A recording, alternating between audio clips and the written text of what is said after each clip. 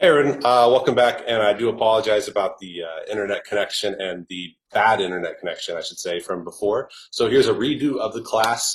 Thank you for being patient. So today I'm excited to break down and talk to you guys about curly hair.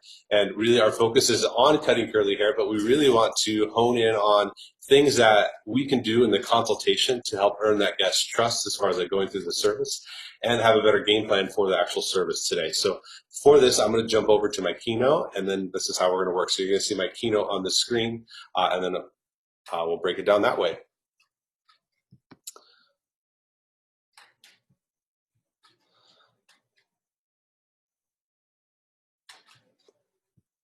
So I need to reopen this. Perfect. All right.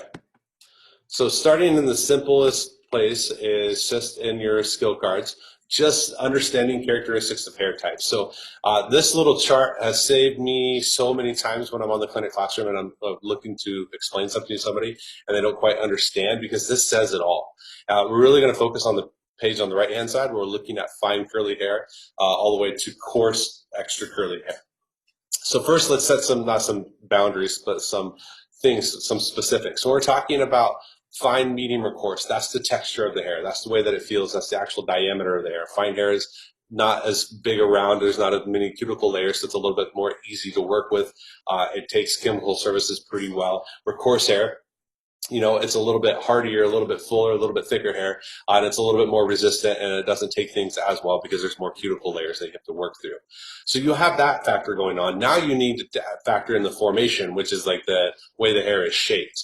You know, and so you can have fine curly hair, you can have coarse curly hair, you can have fine extra curly, you can have coarse extra curly. And all of these respond differently when you're looking at it. So we need to look at what that hair texture and formation creates as a whole. So we won't go through all of these. We'll just highlight a couple of them. So let's take a look at fine curly hair. So fine curly hair says it can separate and reveal the scalp. So because it's such a skinny hair and it's curlier, there's not a lot of density there. And so when it separates away, it can show the scalp. Somebody asked this question, like, how can you keep that from happening? And really what we can do is emphasize how much or how wide we create the silhouette on the ends of the hair will help camouflage it moving away from the scalp. And then when we're getting cut off, you know, thinking about also if we're going to be doing or enhancing that by curling it on a curling iron or whatever it looks like, by offsetting the way that curl goes, so then it can offset the scalp, and then you can pull that hair apart a little bit more, and then so you can camouflage it there. So when you look at the product, it says shine and control products work the best, and you're going to see that a lot when it comes down to curly hair. Is that, you know, sometimes curly hair lacks natural shine, and so we're really putting that shine back into that with our product selection. So let's go all the way down to the bottom where it says coarse extra curly.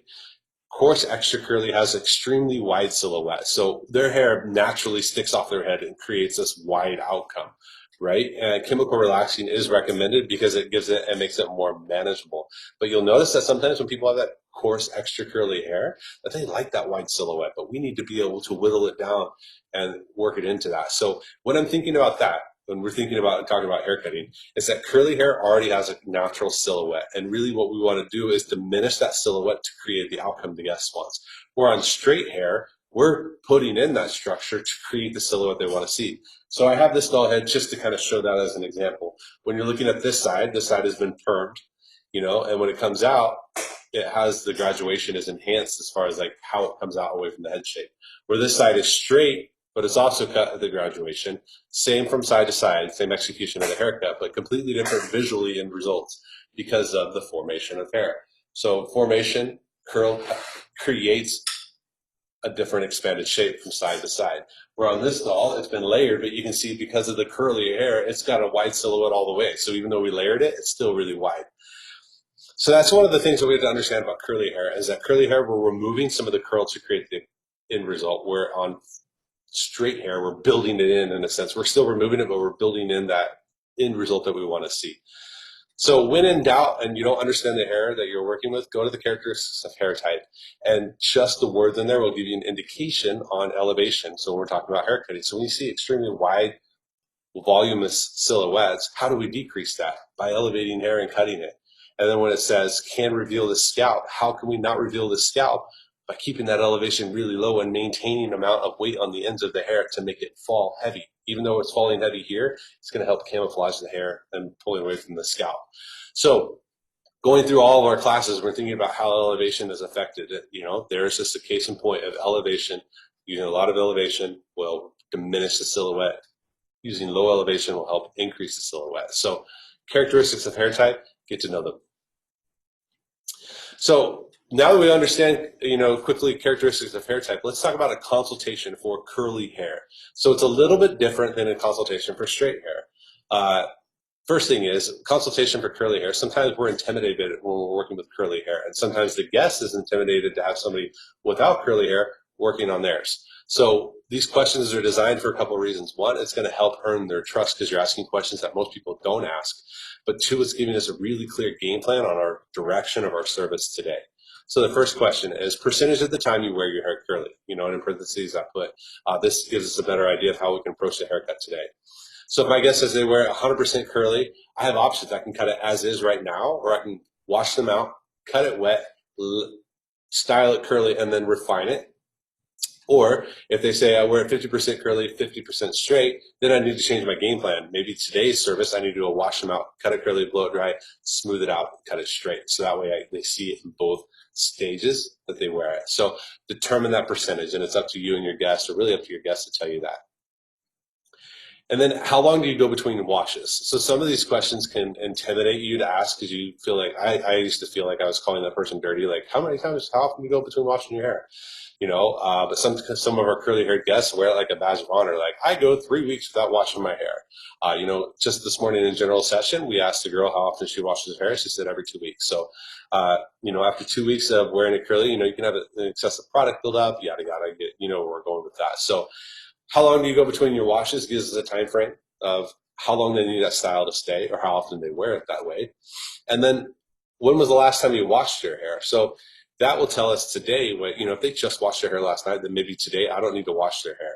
If they're wearing it curly or if they're wearing it straight. If they're wearing it straight, then I just need to cut it as is. If they're wearing it curly, then really what I'm working on is just freehanding away that length and weight that they don't want to see on their haircut. If they answer, it's been a while since I washed my hair, that tells us, hey, today we're going to go wash their hair. We're going to be cutting it wet, and then we need to go through the whole styling process. So now we're talking about styling process. What we're thinking about that is when they do wash their hair, what style of products do they apply to their hair wet? And when I say style, I mean the type of product. Do they use a gel or a mousse or a cream or like an oil or, a conditioning product? We need to know that type of product so we can go better select from our wide variety of products that we have out in the clinic classroom and on our retail shelves. So the style of product. So if they say they use a mousse, I'm going to go find the closest thing that I have to what they use on my take-home shelf and then on my product shelf for their hair today. That way I'm showing them a like product and it's something that they're comfortable with and they're used to using. So then the next question is, do you air dry your hair? Do you just get out of the shower, put in your product and let it air dry? Or do you diffuse it? And if they don't know how to diffuse it, then maybe that's what we're doing today is going through how to properly diffuse your hair. If they do diffuse it, then we need to ask the questions of where do you start your diffusing? Do you prefer a little bit more volume or you want your long curls a little bit longer? So giving us more direction on how we're diffusing it rather than just going and blindly diffusing it and not getting the outcome that we desire, or that the guest wants. So then think about, do they do like a twist? Do they twist their strands? Do they scrunch it and air dry? What is their styling ritual when they get out after they put in their product? We're asking those questions so again, we can create an outcome based off of that so that's something that they're comfortable with and and they know that we have their best interest in mind. And then at night, do they sleep with any type of specific head wrap? Do they wrap a do-rag around their head? Do they use like a silk scarf or do they use some sort of cap or do they just lay it all back or do they pull it up into a bun? How do they sleep at night to protect that curl? And that's not anything that we can do today for our service to help that, but it's a good question to ask because it shows that we have intent to help them maintain their curl throughout the night and we want to understand, what they do. Then when it comes to refreshing curls, what style of products do they use? And again, when I talk about style, it's talking about, do they use a gel? Or do they use a water? Do they use like an oil or a cream base in the morning to scrunch in the product to refresh their curl? So when you're thinking about our product. We have a ton of product here at Paul Mitchell School from, our lovely parent company, or our lovely company, JPMS. And we can get overwhelmed by that. So let's think about what we need in the hair. Do we need moisture? Do we need conditioning agents? And then start thinking about how those categories are labeled in that sense, right? That makes it a little bit easier to understand. But then there's another avenue that we can go down completely, and that is in Tea Tree Lavender Mint. That's not really a category, that's its own brand. But within Tea Tree Lavender Mint, we have like a gel now, we have a cream, we have a milk, we have an oil, we have a refresher that's just in the tea tree line. We have the curl enhancement foam. We have all of those things that are dedicated to our curly haired guests. So maybe that's the avenue that we need to go into. And we're going to hit a little bit more on products when we talk about style and consultation chart. But we ask these questions before we go to the wash house, before we do any cutting. We're gaining their confidence in it because we're asking the right questions. We're earning their trust with their curl today. So you went through this whole consultation and you decided for today's service that you need to go take them to the wash house. You need to wash their hair out. Then you bring them back in, go through the haircut, go through the styling portion. So now that we're ready to hit up the wash house, what are the proper steps in the wash house? First step is we need to properly detangle the hair prior to going in. So for that, the best use is just your detangle comb. And we need to create more separation on the mid-shaft and end. So when I'm looking at this, I'm going to pull this all in and just pull this hair forward into the view of the camera. And this is what I'm detangling, is this like mid-shaft and ends, creating that separation. So then when I come in and shampoo, I can get my fingers into the scalp. I see a lot of times people that have straight hair, they grab their curly haired guests, they go right to the base and they start to detangle. That's never going to work. You're going to pull more hair because you're not freeing the ends. So you're going to remove the detangle from the ends and then work your way to the base. This will be your best friend for that. Sometimes, for instance, if you're working on curly, fine extra curly or fine curly hair, the curl is so tight it almost tends to seem like it's matted up, but it's not. Then you might, when you go through there, you might need to create some subsections to work that through. You might actually need to use like a little bit of product, like a detangling spray or a little bit of detangling conditioner, put it in there so you can create a little lubricant and a little bit of slip to work your way through. So now you've determined you do need to wash their hair and you're ready to take them into the wash house. There's a couple things we need to talk about before you just grab a shampoo. One is we need to determine what we're cleansing the hair of today. So within the Paul Mitchell family, we have, shampoo 1 and shampoo 2 that can be used as your very first shampoo. And each of them are mild cleansing shampoos. So I'm going to pull this one up in the throwback retro bottle. When you look at this, it's shampoo 1 because it's called shampoo 1 because it was the first product, JP and Paul Mitchell made. I just forgot his name. So when you're looking at it here down to the clue, it says balanced cleanser. So meaning that there's not a lot of surfactants or sulfates that are in there. It is going to gently cleanse the hair. So there are some of those cleansing agents in there, but its whole job is just to start pulling off the excess product buildup on the hair. So it's very mild. If that's not doing the trick, you need something that's going to be a little bit more of a true cleansing shampoo. You need to be a little bit more aggressive. Going into shampoo 2, I'm going to bring it right into here. If you look at the bottom, it says removes buildup. This is going to be a little bit more of a cleansing shampoo. Its job is to pull off excess product buildup on the scalp and the mid-shaft and ends just to enhance that curl again. So sometimes it's been a while since your curly-haired friend has washed their hair. So when we take them into the wash house, we need to cleanse the hair and the scalp first before we go into our shampoo and conditioner before we take them back out. So if you deem that step necessary, then that's what I'm going to recommend. Shampoo 1, shampoo 2 to cleanse it. Some things to know about these, because they are a mild cleansing shampoo, you're not going to get a lot of lather from that because its job is to go through and just clean the hair. So there's not going to be a lot of lather experience that's happening. Sometimes, and that's a lot of us have been accustomed to, if it's not lathering, it's not cleaning. And that's not true at all. So because its job is to battle the impurities in the hair and the oils, it's going to remove them and not create a lot of lather. If you want a lot of lather, do a quick little shampoo, rinse it out, use the same amount of shampoo you did before, just about a dime size, work it through, and you're going to have a huge lather because the hair is clean now. So if you want to lather and you're using a mild or gentle shampoo, you might have to shampoo twice to get the lather. The other thing that helps that educate your guests with is moving into our shampoo and conditioners that we have recommended on the screen. Many of these are sulfate free, so you're not going to get a huge lather from that shampoo, because its whole job is to be a mild cleanser and just not naturally, but just remove that buildup as gently as possible. So when you're looking at tea tree lavender mint, and you're looking at Forever Blonde, you're looking at Alpuya Wild Ginger, you're looking at Marula, and then you're looking at spring loaded, shampoo and conditioner. Those are all surfactant free. They're not going to have a lot of lather because there's no sulfates, or they have very minimal sulfates in one of those.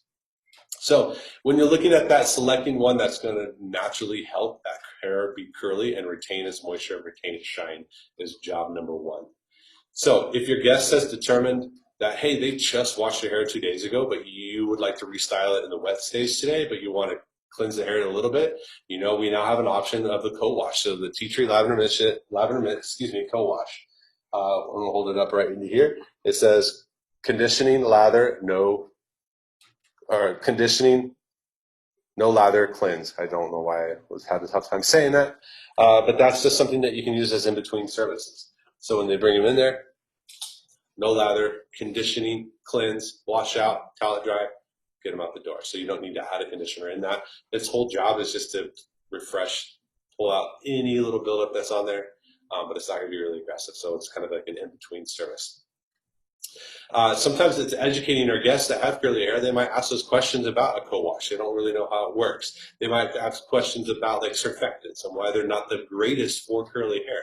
They might have questions about why you chose to shampoo them twice. So it's all about educating your guests, because sometimes those guys, even though they have curly hair, they want to protect the curly hair. They don't know how to do it. So that's why they're coming to us, and we can educate them. So once you, in the consultation, determine how you're going to cut it, now you know how you're going to wash it out in the wash house. You have a shampoo and conditioning plan. Now let's talk about how we're actually going to wash out that hair. So once the guest lays their head back down into the bowl, really what we want to do is run warmish water, not hot water, not cold water, warm water, on the mid shaft and ends to kind of help emulsify the hair, and then start to expand that water up closer to the scalp to help start breaking down that product before we apply shampoo into the hair. We really want to make sure that hair is wet and emulsified, and you can work your hands through it before you start just putting the shampoo. If that hair is not broken down at all from the water and you go to put the shampoo, it's just going to stick in that one little area. The curl's just going to soak up that conditioner. It's just going to stick right into that. So work that water into it, emulsify the hair, break down any product with just water. Now add your shampoo. If you can, work from the bottom of the neck to the top, so that way you can work that with your hands. You can work that into the base of the scalp and then pull your hands to the mid shaft and ends. If you just start on the top, you have a very tough time getting to the bottom of that. So because that hair is curly, it's laying on top of each other, it's tough to get through. Start at the bottom if you can. If you need to in the shampoo bowl, just simply have your guests rotate their head to the side to show that area here on the lower part of the nape, and then do it again on the other side. Once you've got that water down and you got that shampoo in, then move your way through the lower crown into the upper crown, and then do the front, and then work your way back. So washing from the bottom to the top. The other thing about the shampoo too, the shampoo is designed to go on the scalp and closest to the scalp to cleanse that hair. It's not really designed for mid shaft and ends. So sometimes we take that shampoo and we just go right to the ends. That's not going to really be what it's for. That's what the conditioning agent is for. So now that you shampooed it and you're ready to condition, do the same thing. Sometimes when that hair gets curly, or sometimes when that hair is curly, after you shampoo it, it starts to get really wide in the bowl. Now you need to condition. It's working that conditioner on your hand and working it from the base of the hair all the way to the scalp, from the bottom up to the top. So take your time. Don't be intimidated by the curl. You're armed with the right questions in the consultation. Now you know how to shampoo their hair. Now you know how to condition their hair. Now you're ready to bring them back out of the wash house and start applying your product for the haircut portion. So before we get into the haircut at all, I'm looking at the style and consultation chart. And really what I'm focusing on is the curly, extra curly columns on the far right-hand side on both of these. And what it's given me is it's telling me the product that's going to be best for that type of hair. So let's take a look at extra curly on the page on the left for short to medium hair. Extra curly, thermal protectant, neuro liquid, flexible style, and marula oil. So there's my hold, there's my protection, and there's my shine. If you look at what that hair lacks, it lacks shine, it needs hold, and it needs heat protection, because you're probably going to be smoothing out or putting some type of blow dryer or iron work to it. So putting the right product in there for your end result to help build that stuff in there. So it's not just taking the product that you're so familiar with and always using it. It's maybe exploring different avenues and different categories. So for today, I'm going to focus really on the Tea Tree Lavender Mint curl aspect of the line. But I want to also encourage you guys to really take a look at our whole take-home product selection that we have. So the easiest thing to identify are the brands. So Tea Tree, Alahui, Marula, and then Mitch. Those are the 4 brands that live within Paul Mitchell. Then there's Paul Mitchell Black and White. But inside Paul Mitchell, there is all the categories, which is Instant Moisture, Super Skinny, Supercharged, Super Strength, Extra Body. I'm forgetting one. I said moisture. Anyway, so I'll move on for that, but I know that I'm missing some. And then there's a whole entire line that's just the black and white line. And that's everything that doesn't fit into a category. And if you look at the black and white line, it says the type of hold right on the bottle. It says firm hold, medium hold, soft hold. So you can correlate the hold that you need according to what you need to control that formation of hair. So I have a couple examples that I just want to share real quickly with you. So this is just, what do I got here? Worked Up. And if I'm looking at Worked Up, it just says flexible hold, right? So that tells me that there's not a lot of hold to it. It's not strong, it's not light, it's flexible, which means I have options. If I'm wrapping it on a curl, then maybe I can pull that curl in and I can pull that curl out. If I'm smoothing it out straight and I want to put a little bevel in there, maybe I can put a little bevel in there because the product has a minimal amount of hold. It's flexible. So would a flexible hold be great for somebody who has coarse, extra curly hair? No, it's not going to be strong enough. So then I can think about, hey, what if I wanted something that was a little bit more firm after my style is done? So then I can just grab something in the firm category, and I'm looking here, Firm Style, Super Clean Extra. So Super Clean Extra is the hairspray that I have here, but it has a firm hold to it. So I know that if I have coarse, extra curly hair and I want to hold that in place, this might be a great product for me because it has a firm hold. So explore the black and white lines, looking at the soft, medium, and the firm hold categories. Some things are labeled as flexible. One of the best products that you can use in that aspect is just sculpting foam. It lives in the medium categories in the flexible line. It's a tall white bottle with a red top. When you shake up sculpting foam, you pour it over, it creates like a little mousse. It's almost like not really whipped cream, but like shaving cream. And when you smell it, it has a rich aroma of coconut, and that is actually the conditioner that's put into that. And so then when you use sculpting foam, you apply it through the hair, it's putting the conditioning agent from the conditioner into the hair, which is allowing that hair to retain moisture. Sculpting foam is great for diffusing. It's great for just doing the fungal coils and that sort of stuff. Now, when you start working on, coarser texture of hair, you need a little bit more hold than that. But really, I want to encourage you guys to go to the product carts. Don't grab what you're familiar with, grab what you're unfamiliar with it. Read the product description and see if it's going to help you with your style today. So utilize the style and consultation chart. Allow it to be your best friend to help guide you through that service. If you don't know what products to pick, go right here. It's going to help you out. So quickly today, this is how we're going to go through the haircut. There's a lot of ways that we can approach curly hair. Today, we're just going to go through the wet portion of the haircut. And we're going to layer the hair. So what I'm thinking about this is normally with curly hair, like we just talked about, we already have a really wide silhouette. We have something that's happening here, we have something happening here and here. Now, typically, if I was to cut like a round layer on it, we know that a round layer would leave all the weight of the haircut into the back. If my guest had curly hair and I put all the weight of the haircut back here, she might not like the silhouette that she sees vertically. Same with like triangular. If I put it all here, she might not like what she sees here. So really the approach to the haircut today is just cutting a layer that's flat to the top of the head so that curl will expand off the head shape and look more natural. We're going to use a lot of elevation, so that section is going to go from the top all the way down to the bottom. I'm going to elevate that hair all the way up and cut a flat line here, which is not going to affect my overall length because it's traveling so far, but it's going to preserve my length at the bottom.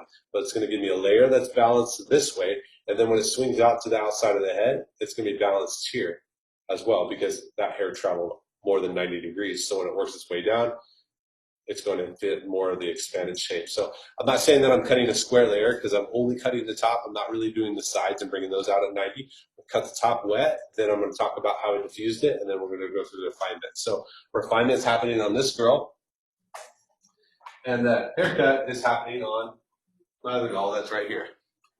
So I'm going to jump out of the keynote, and then I'm going to talk about how I prep my doll for the haircut.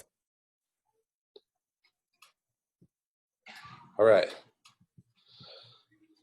So this is my good friend here, Curly Curl. And I've already applied my product. So I went through my whole wash house experience with her. I went through and did a little shampoo one, and then I used a little tea tree lavender mint shampoo and conditioner. As I comb this, you can see the product that's in her hair. So when we're working with like straight hair, this product would be alarming about how much that we have because it's not going to soak it up really. But with curly hair, it needs more product than you're probably used to putting in. So once I got out of the wash house, I combed all that hair back, groomed it, made it nice and clean. And then I went right to the sides and I combed that hair back and went right into the bottom, dropped this down, and clip this portion up. So again, my doll head already has the product in here, but I'm going to walk you through my product application.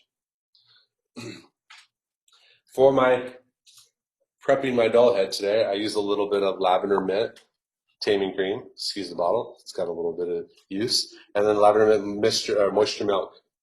So for my doll head, I started with about a 50-cent piece size of product here in my hand. That's less than a 50-cent piece size, and 1 to 2 pumps of the milk for the conditioning agent.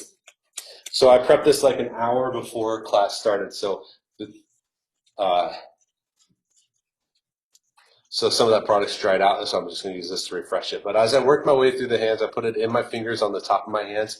I'm really covering my whole hand in the product because all of that part of my hand is going to be touching the hair. So if it's going to touch the hair, I'm going to put product on it. So I'm starting on the base and I'm working my way up starting on the mid shaft, and working my way all the way to the base. I decided realized I said something incorrect and wanted to correct that. So starting here again, working my way. So I'm using my fingers and I'm really just pulling that hair through. I'm almost using my fingers like a rake to get through. Now, sometimes if you have really curly hair that's finer in texture, this is a little bit more difficult to do. You might have to put more product on your hands in order to work your way through. So I start by applying that product in one area, and then I drop down my next panel. I drop down one in here and I apply the product and then through the top. So I work the product in stages so I can control my product distribution. So that way I know that all of the hair has an even amount of product. Once I've worked that product through, now I'm simply just going to comb that hair back and groom it back nice and neat to help distribute that product a little bit more evenly. So I want to make sure that I take this much time all the way through because I want that curl to have enough product all the way through. I don't want that curl to dry out as I'm working through the haircut because what happens as that curl dries out and it doesn't have enough product, it starts to get a little bit frizzy. Then if I take my diffuser, if I go to hit it, diffuse it, or go to style it and try to twist it, it's going to style, twist, and be a little bit unruly. So make sure I have that product all the way through. So those are things that we need to talk about, especially people that aren't accustomed to working with curly hair, because us straight-haired people, when we take product, we just work it in, we go right here, and we start applying it. If I just put the product here, she's going to end up with what I call a yarmulke of product. All the product is right here, and it's just going to weigh down the rest of this haircut. So I showed you my diagram of how we're working today, so let's just get into it.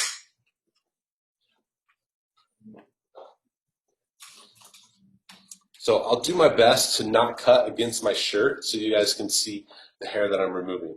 So because this is a redo from the before, when I bring this section up, you'll notice that this hair has already been cut. So I'm going to show you what I'm taking off as my length on this side compared to this side, just so you guys are all clear on what I was using for my guide. So when I bring this section up, you'll see that I have that shorter hair on this side. I'll bring it up here so you can. There's my guide, right? But when I elevate this hair up, what happens at the end of the hair starts to get really skinny and thin on the ends. So when I brought this hair up, when I looked at it, right here is where that hair is really full. So when I'm looking at the curl, this is how I determine how much length I'm taking off. Because when this hair is curly, that's the hair that gets really wispy and starts to stick off, and it has no structure or shape to it. So when I elevate that up and I look for that line of heaviness or fullness, that's right where I'm going to go in and make my first cut to give me my guide for that curly hair. Now, I do need to anticipate how that curly hair, now that it's cut, it doesn't shrink up, but because I took some of the length off of it, it's not pulling down as much, so it's going to become a little bit tighter to the head. I do need to keep in mind how much length that I take off on that. All right, so my goal is that we're going to layer through the top and to create what I'm just going to call a flat layer across the top here. I'm going to use as much elevation as possible to bring that up and just cut here. So my body position is going to be in the back. I'm going to cut from the inside to the outside. You could stand in front if you wanted to and cut here. You're just going to be on the outside working your way in, and you might end up cutting off some of your perimeter that maybe you don't need to cut off because your elevation may have not been what it needs to be. So I'm going to hang my water bottle right there, and we're going to go through this. So I'm going to go through my first two sections, even though I've cut them. So there's section 1. And then there is section 2. So the key with this is, guys, I'm not using any over direction. I'm bringing that hair straight up into the air. So when I bring this section up, here's my guide. So you can see I just have this one piece of hair that needs to be cut into that. But I just walk that out, and I just continue to cut flat all the way across. So now I'm going to groom this hair back, and I should be right about where we left off when we had our technical difficulties. Combing that hair that's behind it away. All right, so when I bring this section up, again, I'm stepping off to the side so you guys can see against my white backdrop. Again, this part of the hair has already been cut because I worked my way through that when we had our little technical difficulties, and I'm going to work my way all the way out. So as I bring this hair up, this hair is traveling from all the way down from the bottom. So if I move, there's the ear. That hair is traveling all the way up to that point, and there's my line, and then making my cut. So using a lot of elevation, that's helping me control the perimeter of the haircut, which I'm going to do in my refinement process. So a couple things that we want to address is I know that if I bring that hair out straight out to the side at 90 degrees and cut it here, I'm going to have a tendency to cut off some of my length. So the first thing that I'm doing is I'm preserving my length by taking and creating my layer through the top. And then at the end, in the dry work, is then when I come in and freehand and cut out the length that I don't necessarily want anymore. So I'm going to bring this up because this is where I'm working now. I'm going to bring this forward. My guide is right here at the top of my hand. And I'm going to work my way to the outside. Recomb, re-elevate, and recut. So I'm taking away that hair that gets really skinny on the ends of the hair, and it's going to allow the curl to be a little bit tighter, which will make the curl a little bit fuller. So take my next section, comb it down, and I'm just going to continue that all the way here. To cross-check, which I'll do here in a sec, I'm going to cross-check by taking a section from the back all the way to that front hairline, and that's how I'm going to inspect my cross-check. So my cross-check is going to look like the sections that we use when we cut a square layer on the palmage cutting system. So bring this back, re-elevate, work my way out here. So because that hair is starting to travel a lot further, I have less and less that's reaching to my point here. So this hair, when I look at it, it's all the way down here, at the mastoid process. So then I'm going to take the next section, elevate it up, and work my way through. So I have one more to work through.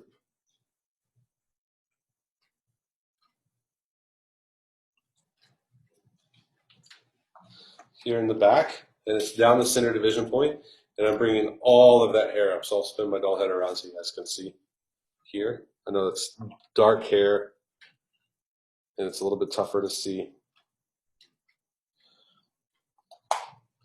But bringing that hair all the way up to this point.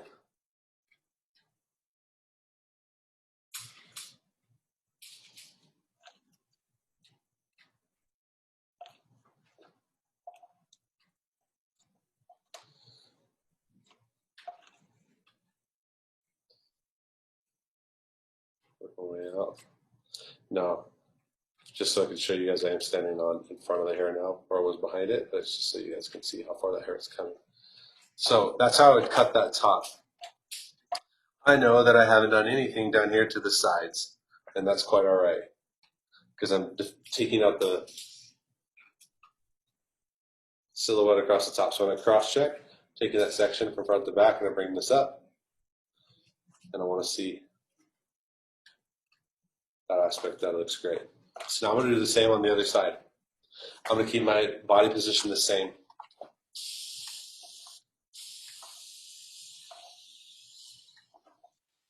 So there may be a couple of questions of why I chose just to cut the top. If you think about most of the time when you're working with the curly hair,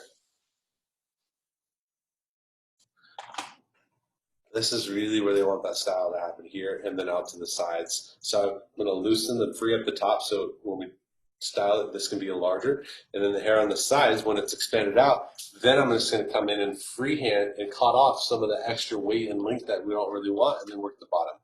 I found that just working the top is, really a really successful way to go about it, because then it gives you the ability to work the sides and it allows you to protect the overall length. If you think about your curly haired and most straight haired people, that's what's most important, is that length. So by working this way, we're protecting that length. If I started in the length and worked my way up, I run into some challenges. So elevate this up, take a little clue from the other side. There's my clue from the other side. And then I'm just going to work my way across and connect the dots. So if you need that guide all the way through, then just overlap your section just a little bit from this first side we cut, so you always have that guide that you're cutting to. So I'm going to take my next section, comb this up, work it through. So if you notice when I'm this, I'm combing my guide back to the hair, but before I cut it, I'm pushing my section straight up. So I'm making sure that I'm pushing that hair straight above its base, and I'm not, if I only comb it this way, back, I'm going to have a tendency to over direct that section off its base, and I wanted to cut it straight up on its base. So work my way through. So another way to look at curly hair is when you elevate that hair up, if that curl really wraps around your finger and it makes it harder to cut, that's really what you should look at as far as like taking off, is that hair that's really just like hugging and wrapping around your finger. Always start with your layer being a little bit longer than intended, because we can always take off more and work our way up. So these doll heads, like mini doll heads, the density is a lot higher on the top than it is the bottom. And so that's another reason why I chose to approach it this way, because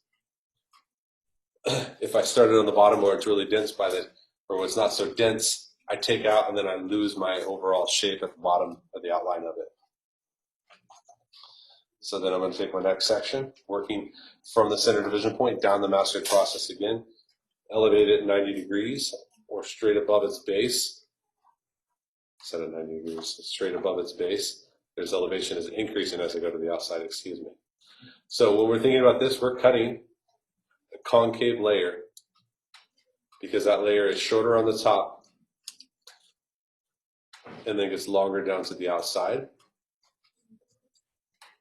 So it's going to protect our length and give them the weight removal that they needed to see or wanted to see across the top. So a couple more sections, and then I'm going to comb her into the style that I want, but I'm going to get my dried doll head out and then work through that. And then I'm going to style this one off camera for a later date. So elevating this up again, taking a little clue from the other side. Here's my guide. Work it in, work it to the outside.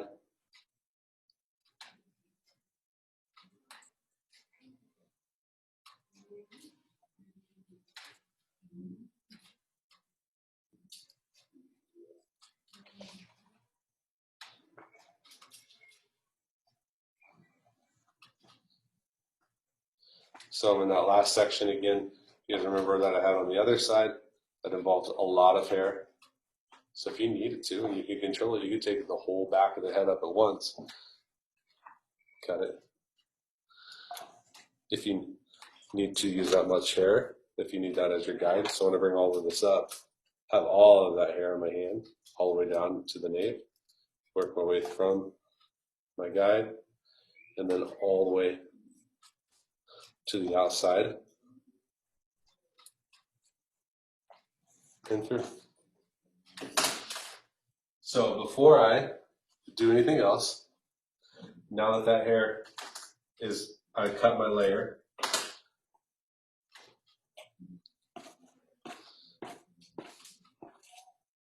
going to go back through with my detangle comb. This kind of helps break up that curl, and if any hair fell down in the hair as I was working, helps that as well. But now when I'm looking at this, if you notice, like the top, this is a little bit more uniform, it's a little more balanced, but this is where it gets fuzzy. This is how I'm going to work in the perimeter on the outside all the way around.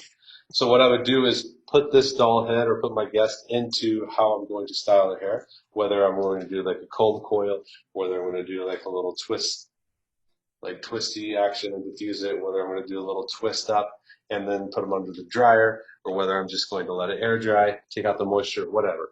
I'm going to put it into that sort of groomed look. And I'm going to get out my other doll and just talk about refinement. So for this doll, you know, the products that I used were the same products that I cut before. I went through and did a really long diffuse, and then I went back through and broke the curl up with my hands. So really when you're looking at this side, I layered it all the same way. This side, I did not. So if you can see, there's a little bit more lift and there's a little bit more shape happening vertically this way. And this side just kind of looks flat, undone. But now you can start looking at like the length down here in the nape and the bottom. So this is where I would start my refinement. Let me get this for you. It's like in the brightest possible spot. Would be coming in and taking out this extra length. So when I work on the dry hair, I'm going to be working with the tip of my scissor, and I'm not going to cut anything blunt. And the reason why, if I just cut this blunt, I just pushed all that short curl up. So working with the tip of your scissor allows you to diminish how much hair is sitting at the end of that curl and makes it a little bit more diffused.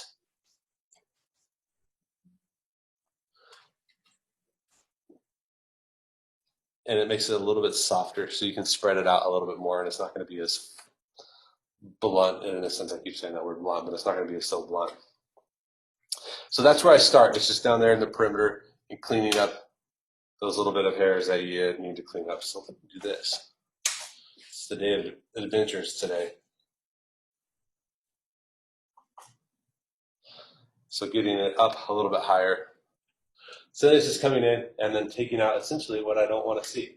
So there's a lot of like when you're cutting curly hair and it's in its natural state like curly hair, it's a lot of like freehanding and removing the bulk and the weight where you see that it needs to be removed. So coming in here on the outside using the tip of my scissor and then working my way through. So sometimes, you know, when we're cutting curly hair, there is a sense of like, oh, I'm going to cut it dry. And the reason why I want to cut it dry is so I can cut that curl right into its shape, right where it's sitting, and remove anything that I need to remove. Sometimes you might, in the consultation, decide this is how you're going to approach the haircut. So when you're approaching curly hair and it's dry, you can't really section it. You can't really take your comb through it and elevate it up. What you can do is pick up sections of curl, come through, and then whittle away at that little part of the curl and let it go, and then you start creating the outcome or the shape that you want to see. On the side that I have not layered here, my dry work is going to be a little bit more aggressive. I want to come in and really start carving away some of that hair that doesn't really fit my overall silhouette. So again, I'm coming in and I'm just like freehand cutting those pieces. And I'm taking out all of the things that don't really fit my expanded shape. So this would be the sense of like, hey, if I'm cutting your curl dry today, this is my approach. This is where I would be coming into the dry work and cutting your curl dry, cutting the curl as it is, sitting on the head shape. After I've styled it, I'm taking out what doesn't fit your overall style.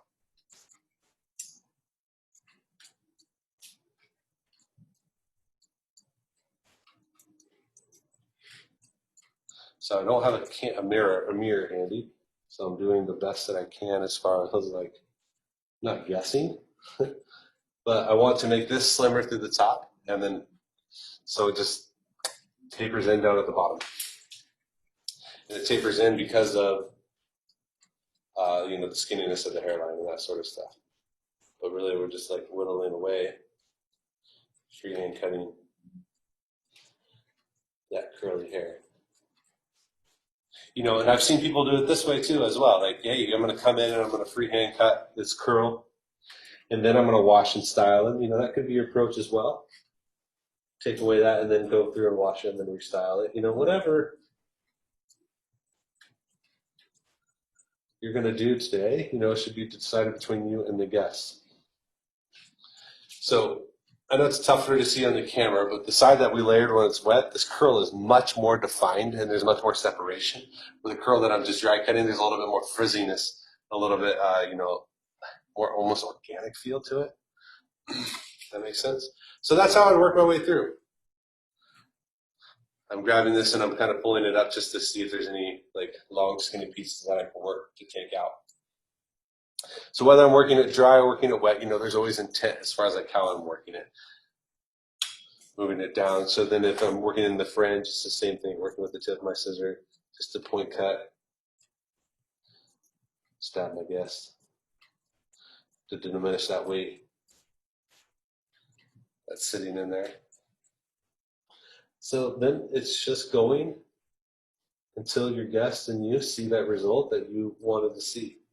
So once I kind of go through that, then the key is essentially breaking that curl up so it doesn't look crunchy. And when I talk about that, you know, like, you know, people don't really necessarily want the crunchy curl. They want soft curl. They want it out and they want to see some shape to it for the most part.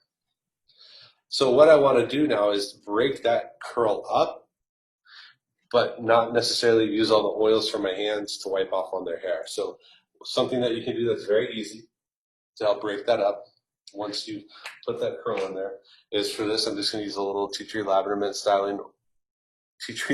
mint nourishing oil. And I'm going to put one little drop into my hand, then I'm going to work it through. And what I can do with this is once I've worked it through, I worked it up into my hand, front and back, I want to come back through now and start breaking down the crunchy or the curl. So I'm taking from the outside and I'm going to lift and I'm going to scrunch, lift and scrunch. That oil will refresh the curl just a tad.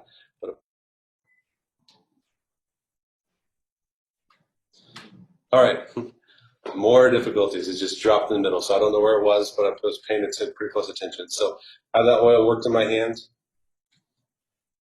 And now I'm going to lift, and then I'm just going to scrunch the curl. Lift and scrunch, lift and scrunch. And the reason why I'm lifting it is I'm lifting it off its base, and I'm using the oil on my hands to kind of soften the product that's in the hair to create a larger, more expanded shape into that so it looks a little bit more organic in a sense. Lift and crunch, lift and crunch. So the way that I think about this is I haven't met very many curly-haired friends that want a crunchy curl. Most of them want it really soft. And so I'm going to steal an analogy from one of my mentors. Her name is Valerie Bosch. She lives down in Springfield, Missouri, and it's a salon I worked at for 2 years when I graduated from hair school. She gave me the best analogy that I ever heard, and I use it to this day, about the crunch that you want to create. So think about like an M&M, where it's crunchy on the outside but soft on the inside. That's what we want in this hair. We want to break down the crunch and expose the softness on the center. So once I get that to a point that I like it, then it's start looking about, you know, is there anything else I need to do to the style? Do I need a little bit of hairspray to set? Do I need a little bit of, probably not really teasing, but do I need any back combing? Whatever that might look like. So typically with like curly hair, you don't really want to use a really strong, like extra body firm hairspray. You need to use something, you might need to use some extra body firm if you need to set in place, but most of the time you want to be a little bit more manageable, have a little bit more movement. Even though this is a firm style, super clean it's workable in a sense. So use a little bit of hairspray just to kind of help define some of those pieces. You know, you can even lift that hair up and spray it in.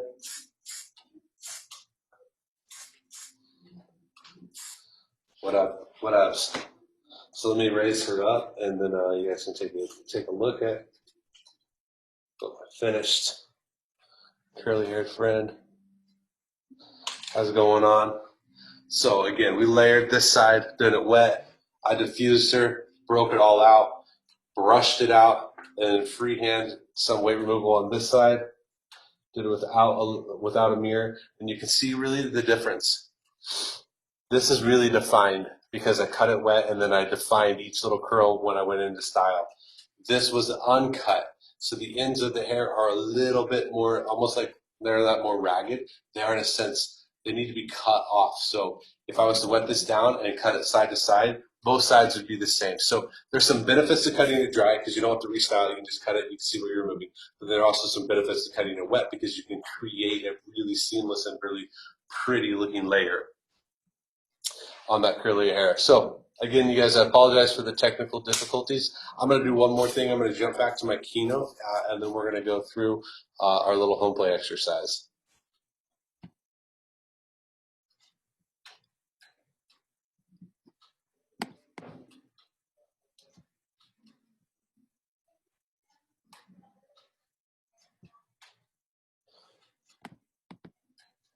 All right, so that's how we layered it, and then I went through, and then the X is just showing my outline, and then I just did some freehanding.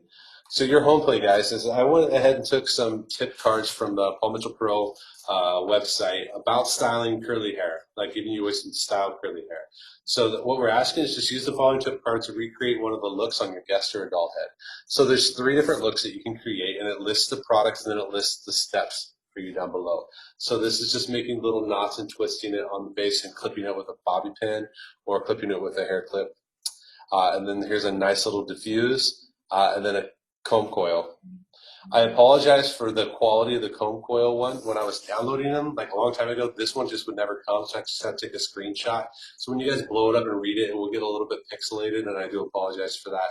But if you have an account with the Paul Mitchell Pro account, go to paulmitchellpro.com.